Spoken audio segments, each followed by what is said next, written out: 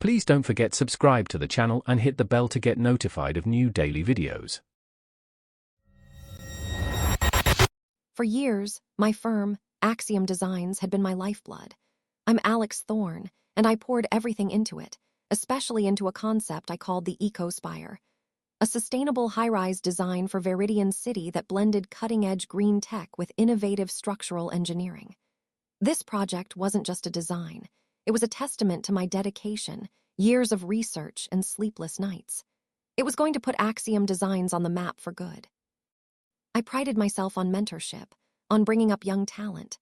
Clara Sterling was one of my protégés, a junior designer with a bright, if unproven, future.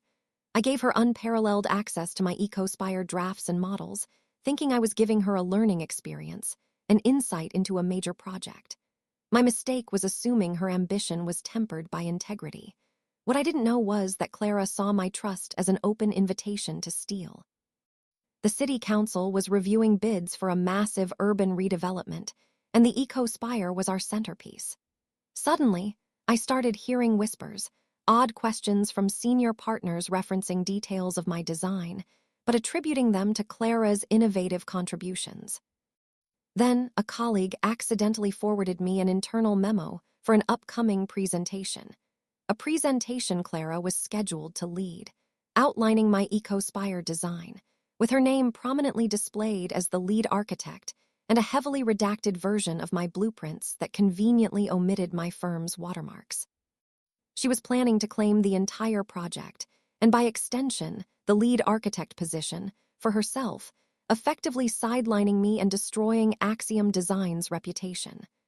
My career, my firm, my legacy, all on the line. The initial shock quickly gave way to a cold, calculating fury. I could have exposed her then and there, but that felt too easy, too quick. I wanted her to truly understand the depth of her error.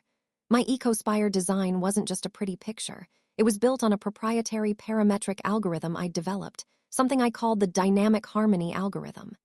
It was the backbone of its structural integrity, its energy efficiency, its very genius.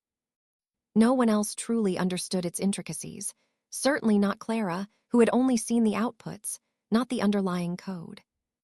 My plan was simple: let her present. Let her bask in the stolen glory, then pull the rug out from under her with surgical precision. I feigned mild illness, saying I'd support her from the audience. I even gave her a few pointers, subtly guiding her towards the very technical rabbit hole I knew she'd fall into. I watched her practice, nodding along, a grim smile hidden beneath my composed exterior. I had prepared my own set of slides, meticulously documenting every stage of my algorithm's development, time-stamped and digitally signed. Day of the grand presentation arrived.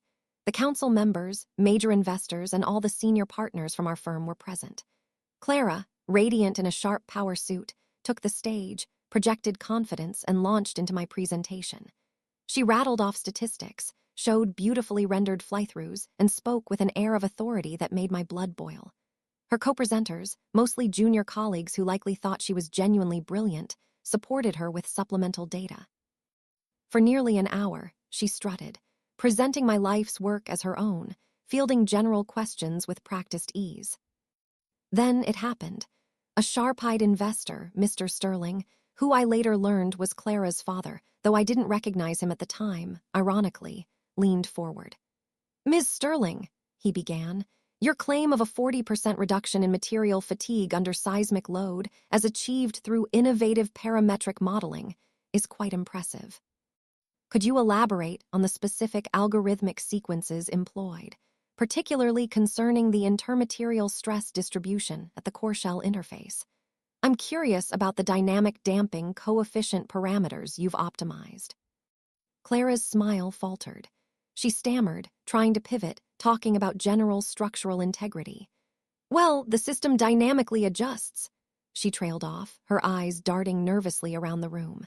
The question was too specific, too technical, directly hitting the heart of my dynamic harmony algorithm, a concept she had merely observed the results of, never understood its creation. I rose from my seat calmly. "If I may, Mr. Sterling," I said, my voice cutting through Clara's floundering, The specific coefficients you're referring to are part of what I've termed the axial resonance dampening subroutine within the dynamic harmony algorithm. It's designed to predict and counteract microfractures before they propagate, using real-time environmental data. Here, let me show you. With a few clicks, I brought up my prepared slides. I displayed the original code, the development logs, the patented algorithm registration, all with my name and firm's time-stamped credentials, dating back years before Clara even joined Axiom. Then, I overlaid her presentation's data with my original simulation, highlighting a subtle yet critical mismatch in her projected stress points, a detail she'd missed because she hadn't understood the core math. The room went silent. Clara's face had gone from red to an ashen gray. The senior partners exchanged shocked glances.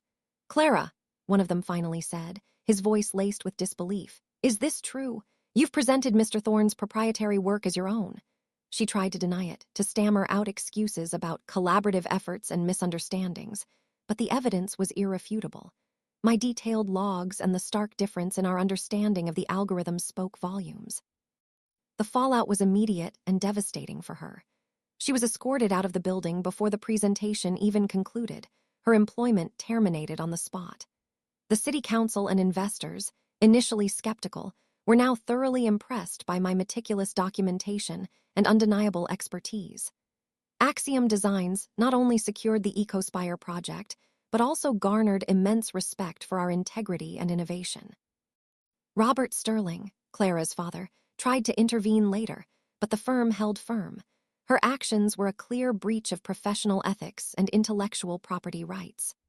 Clara Sterling was effectively blacklisted from any reputable architectural firm in Viridian City, and as far as I know, she's never worked in the industry again, reduced to menial, non-design roles in completely unrelated fields.